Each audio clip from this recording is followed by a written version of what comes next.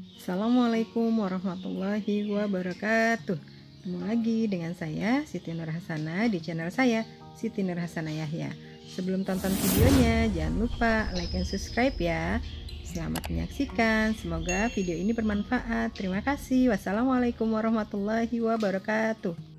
Kita bicara masalah konsep dasar keuangan negara sendiri. Pertama, keuangan negara adalah hak dan kewajiban negara yang dapat dinilai dengan uang.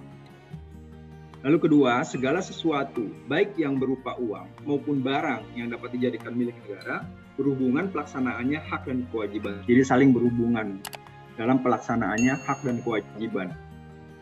Lalu kemudian definisi dari penerimaan negara. Apa yang disebut penerimaan negara? Penerimaan negara uang yang masuk kas negara dan segala bentuk peran yang masuk kas negara. Jadi itu definisi daripada penerimaan negara. Lalu pendapatan menurut Undang-Undang 17/2013 pasal 1 ayat 13 adalah bahwa pemerintah pusat yang diakui sebagai penambah nilai kekayaan bersih. Semua penerimaan negara yang menjadi hak pemerintah pusat yang berkaitan dengan pelaksanaan tugas dan fungsi kantor lembaga. Itu kira-kira konsep dasar dari keuangan negara itu sendiri. Lalu bagaimana secara pemerintah mendapatkan sumber pendapatan negara? Dalam ini ada diberikan contoh-contoh seperti di sini misalnya pajak, retribusi, dan keuntungan, denda-denda, sumbangan, pencetakan uang, pinjaman negara, dan sumber-sumber daya alam. Nah, dalam konteks sumber keuangan negara dalam perspektif Islam sendiri, itu sebenarnya di dalam buku ini juga dijelaskan terbagi menjadi, kalau kita lihat skematiknya di sini, kemarin juga kalau tidak salah di awal-awal kuliah Bu Dr. Siti juga sudah ada beberapa yang dijelaskan. Lalu di sini ada misalnya katakan pendapatan atau income atau sumber keuangan Islam terbagi menjadi periodik dan non periodik. Di mana yang periodik ini ada zakat, ada haraj, saya lupa itu definisi salah satunya, belum hafal Ibu. Lalu kemudian ada jizyah, lalu kemudian ada usyur. Lalu yang non periodik sendiri ada ganimah, ada fa'il, ada luktah, ada rikas, ada warisan, ada daribah, ada nawaib, fakaf, dan kefarat. Jadi ini adalah sumber-sumber keuangan Islam, artinya sumber keuangan negara dalam perspektif Islam. Jadi kalau kita lihat hanya lebih banyak gitu ya, lebih banyak daripada sumber-sumber yang ada di dalam keuangan konvensional. Berikutnya adalah kita masuk ke, ini kok saya terhalang terus ya. Masuk kepada zakat itu sendiri sebagai sumber penerimaan keuangan. Nah, di dalam buku ini kita coba pertama membahas tentang esensi atau pengertian tentang zakat. Zakat adalah sebenarnya bahasanya adalah penyucian dan pertumbuhan. Zakat sendiri punya dimensi, yaitu dimensi ritual, tentunya dalam hal ini adalah yang terkait dengan ibadah, lalu dimensi sosial. Dalam konteks ini ada 6 prinsip zakat, ya, 6 prinsip dasar zakat menurut Manan. Pertama, prinsip keyakinan keagamaan. Jadi orang yang membayar zakat manifestasi dari keyakinan. Nah, ini prinsip-prinsip. Kemudian prinsip pemerataan dan keadilan, di mana membagikan yang diberikan Allah secara merata dan adil. Dan prinsip yang ketiga adalah prinsip produktivitas. Jadi dengan zakat ini yang dibayarkan ini karena ini milik tertentu telah menghasilkan produk jangka waktu tertentu. Jadi diharapkan bahwa zakat ini akan memberikan satu efek di mana akan terjadi satu peningkatan produktivitas karena manfaatnya. Lalu kemudian prinsip nalar rasional, bahwa zakat harta yang menghasilkan itu harus dikeluarkan. Jadi dalam pandangan Islam kan kita tahu bahwa zakat adalah sebuah harta yang dimana di dalamnya juga ada hak-hak orang lain. Lalu kemudian prinsip kebebasan, bahwa zakat hanya dibayar oleh orang yang bebas. Jadi budak dalam hal ini tidak wajib membayar zakat. Lalu kemudian etika dan kewajaran, yaitu zakat tidak dipungut secara semena-mena. Nah, barangkali tantangan terbesarnya nanti adalah kalau kita bicara, kita udah diskusi beberapa waktu yang lalu juga kalau soal zakat, ini masalah etika gitu ya, masalah etika dan kewajaran, karena kan kedepannya juga ada beberapa aturan-aturannya. Barangkali kita sudah tidak bisa lagi mencoba menerapkan zakat itu sendiri, ada aturan-aturan tertentunya gitu loh. Yang kalau aturan itu kan mengikat gitu ya. Dan kewajaran-kewajaran di sini adalah kewajaran yang tentunya pasti punya ukurannya sesuai dengan syariat. Lalu tujuan zakat itu sendiri menurut Daud Ali bisa dibagi menjadi 9. Di sini mengangkat derajat fakir miskin pastinya, lalu kemudian membantu masalah garimin, ibn sabil, mustahik dan lain-lainnya. Yang ketiga, tujuan zakat adalah membentangkan dan membina persaudaraan sesama umat. Ini kalau kita lihat rentang dari silaturahimnya, manfaatnya, lalu menghilangkan sifat kikir, menghilangkan rasa dengki dan iri, karena dengan kita sering mengeluarkan zakat, kewajiban zakat, pada akhirnya insya Allah mengikis hati kita gitu ya. Kita juga melihat orang lain melakukan hal yang sama. Lalu kemudian jembatan jurang kaya dan miskin. Jadi sebagai jembatan antara yang kaya dan yang miskin. Lalu kemudian menjadi sebuah tanggung jawab sosial. Jadi kalau saat ini barangkali di perusahaan-perusahaan juga sudah beberapa mungkin 10 tahun terakhir ini mengedepankan apa yang kita sebut social responsibility. Maka sebenarnya di dalam zakat sendiri, di dalam ekonomi Islam sendiri ini sudah sebenarnya. Lalu kemudian disiplin kurban, dan ini melatih selain sholat, kita juga melatih dengan membayarkan zakat. Kita diminta selalu ingat pada kewajiban-kewajiban kita. Lalu kemudian sarana pemerataan pendapatan untuk mencapai keadilan sosial ekonomi. Ini juga dikatakan di dalam pendapat Ali dan Kaf dalam bukunya. Jadi sekali lagi bahwa keadilan sosial ini adalah target akhir dari pemanfaatan zakat itu sendiri. Lalu kemudian berikutnya adalah masih kita soal zakat sebagai sumber penerimaan keuangan negara.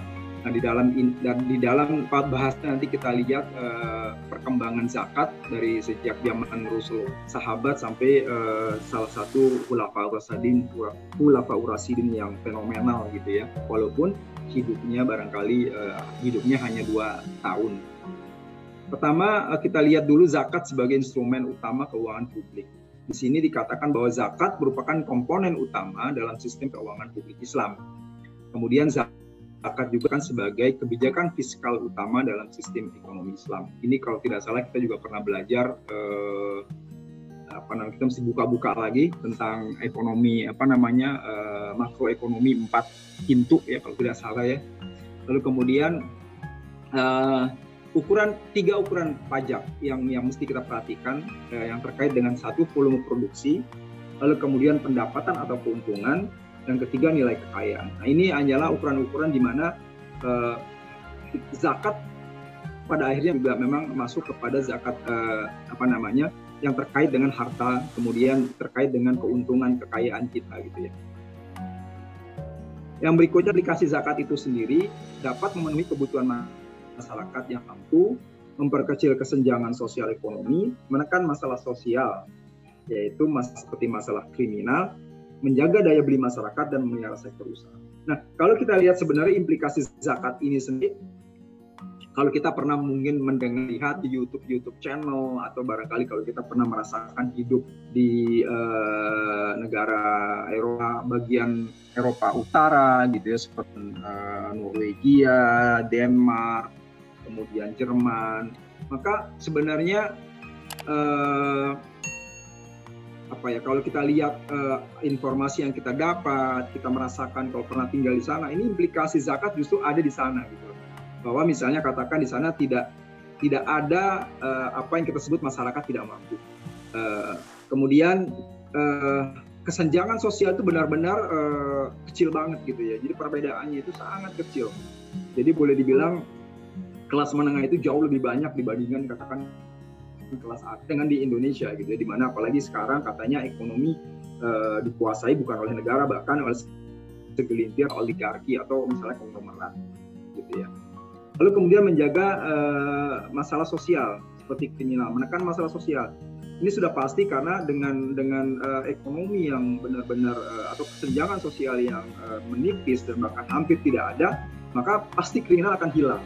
Ya, saya pribadi punya pengalaman kalau waktu pernah tinggal di sebuah negara di sana gitu ya, jam 3 pagi, jam 2 pagi gitu naik kereta di stasiun yang sangat sepi itu aman-aman saja gitu. Coba mungkin kalau di kita ada dua, mungkin kita takut takut dibegal atau takut ada kuntilanak kali ya. Kalau di sana dua-duanya enggak gitu ya. Jadi begalnya enggak ada karena orang nggak perlu begal juga, udah cukup gitu ya. Karena kalaupun kita tidak bekerja, kita dibayar sampai kita diberikan satu pekerjaan oleh pemerintah. Lalu kemudian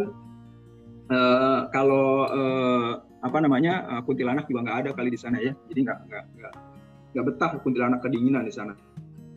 Jaga daya beli masyarakat ini tadi. Jadi dengan kesenjangan yang menipis, daya beli masyarakat itu relatifly gitu.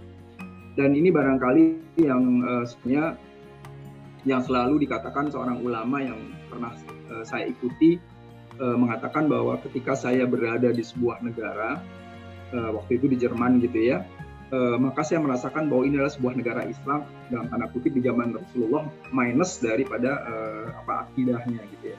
Jadi memang Masya Allah benar-benar gitu ya, ternyata negara-negara di utara itu sudah mempraktikkan itu gitu.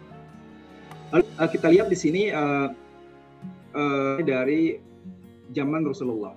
Jadi di zaman Rasulullah itu sumber pendapatan negara di tahun pertama itu berasal dari sumbangan masyarakat. Bahkan ternyata di sini dikatakan juga Rasul lewat sahabatnya, lupa saya namanya di sini ada disebutkan di sini, itu kadang minjam ke orang-orang Yahudi. Nah, ketika itu ini yang Yahudi yang dilindungi juga oleh kaum muslimin di Madinah.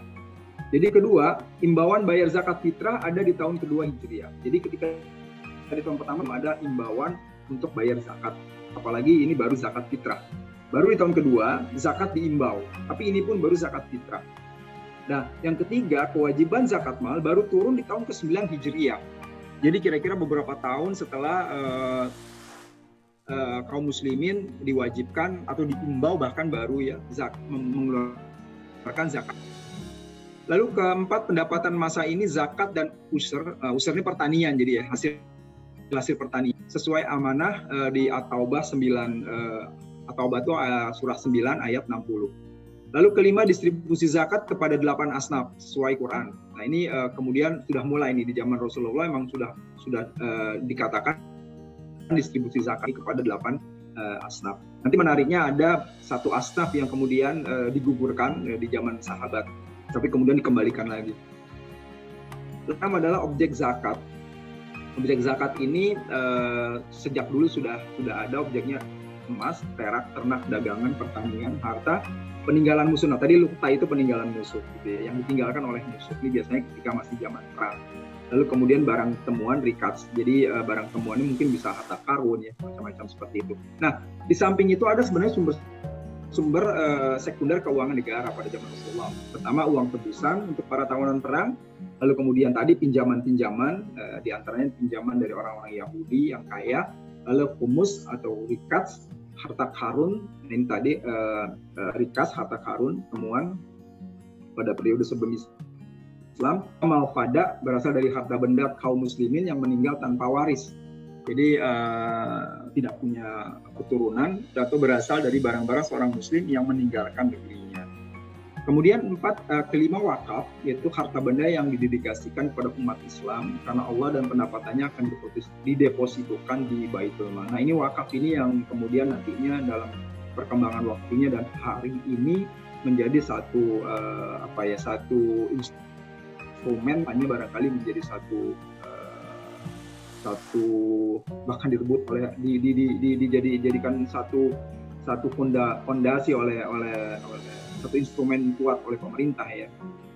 Kemudian nawaib, yaitu pajak yang jumlahnya cukup besar yang dibebankan pada kaum muslimin yang kaya dalam rangka menutupi pengeluaran negara. 4. Zakat fitrah. Lalu ke-8 bentuk lain sedekah seperti kurban dan kafarat. Thank you for watching. Saksikan untuk video kelanjutannya ya. Jangan lupa terus dukung channel ini dengan cara klik tombol like, comment, subscribe, and share the video ya. Terima kasih. Wassalamualaikum warahmatullahi wabarakatuh.